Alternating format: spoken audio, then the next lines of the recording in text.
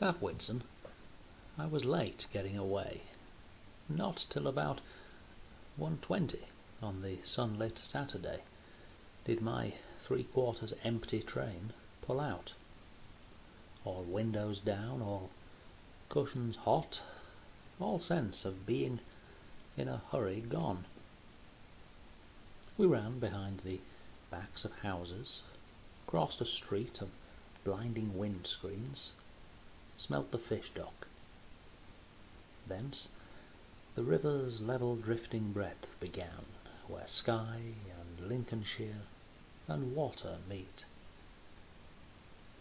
All afternoon, through the tall heat that slept for miles inland, a slow and stopping curve southwards we kept. Wide farms went by, short-shadowed cattle, and canals with floatings of industrial froth.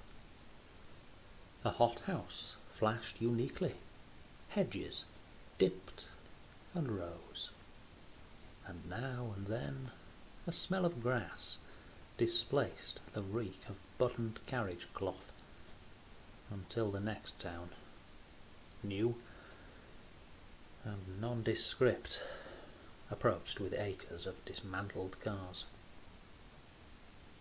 At first I didn't notice what a noise the weddings made, each station that we stopped at. Sun destroys the interest of what's happening in the shade, and down the long cool platforms, whoops and skirls I took for porters larking with the mails, and went on reading. Once we started, though, we passed them, grinning and pomaded, girls in parodies of fashion, heels and veils, all posed irresolutely, watching us go, as if out on the end of an event, waving goodbye to something that survived it. Struck, I leant more promptly out next time, more curiously, and saw it all again in different terms. The fathers with broad belts under their suits and seamy foreheads, mothers loud and fat, an uncle shouting smut, and then the perms, the nylon gloves and jewellery substitutes, the lemons, mauves and olive ochres that marked off the girls unreally from the rest. Yes, from cafes and banquet halls up yards, and bunting-dressed coach party annexes, the wedding days were coming to an end. All down the line, fresh couples climbed aboard. The rest stood round. The last confetti and advice were thrown, and as we moved, each face seemed to define just what it saw departing. Children frowned at something dull. Fathers had never known success so huge and wholly farcical. The women shared the secret, like a happy funeral, while girls, gripping their handbags tighter, stared at a religious wounding.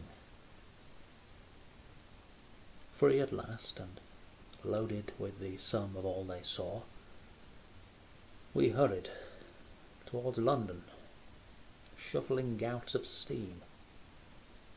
Now fields were building plots, and poplars cast long shadows over major roads, and for some 50 minutes that in time would seem just long enough to settle hats and say, "I nearly died," a dozen marriages got under way.